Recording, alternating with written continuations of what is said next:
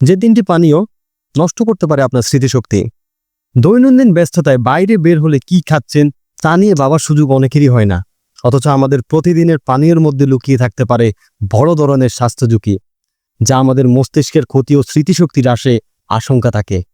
সম্প্রতি neuroscientist Robert ডব্লিউ.বি. লাভ ইনস্টাগ্রামে এক ভিডিওতে জানিয়েছেন, এমন 3টি প্রচলিত পানীয় আছে যা নিয়মিত সেবনের কারণে মস্তিষ্কের কার্যক্ষমতা নষ্ট হতে পারে এবং স্মৃতিশক্তি দুর্বল হয়ে যেতে পারে। Number 1, alcohol. মদ্যপানে ক্ষতি, এটা আমাদের জীবনে নতুন কিছু নয়। বিশেষজ্ঞের মতে অ্যালকোহল মস্তিষ্কের অক্সিজেন সরবরাহ কমিয়ে দেয়, ফলে ঘুমের মান নষ্ট হয় ও স্মৃতিশক্তি দুর্বল হয়। এছাড়া একটি অন্ত্রের উপকারী ব্যাকটেরিয়া ধ্বংস করে, যা মানসিক স্বাস্থ্যের নেতিবাচক প্রভাব ফেলে। দীর্ঘদিন ধরে বা নিয়মিত মদ্যপান করলে অনিদ্রা ও স্মৃতিভ্রষ্টতার মতো সমস্যা দেখা দিতে পারে। নাম্বার 2, চিনি মেশানো সোডা। বাজারে পাওয়া সোডা জাতীয় পানীয়তে প্রচুর চিনি, যা শুধু রক্তের শর্করার মাত্রা বাড়ায় না, মস্তিষ্কের প্রদাহ সৃষ্টি করে। দীর্ঘদিনের এই প্রদাহ অ্যালজাইমার সহ স্নায়বিক রোগের ঝুঁকি বাড়াতে পারে।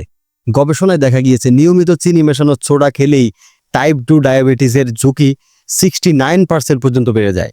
এমনকি ডায়েট সোডাও মস্তিষ্কের জন্য ক্ষতিকর হতে পারে। নাম্বার 3, কলের পানি। বর্ষাকালে ডায়রিয়া, আমাশয় সহ নানা পেটের রোগের ঝুঁকি বাড়ে।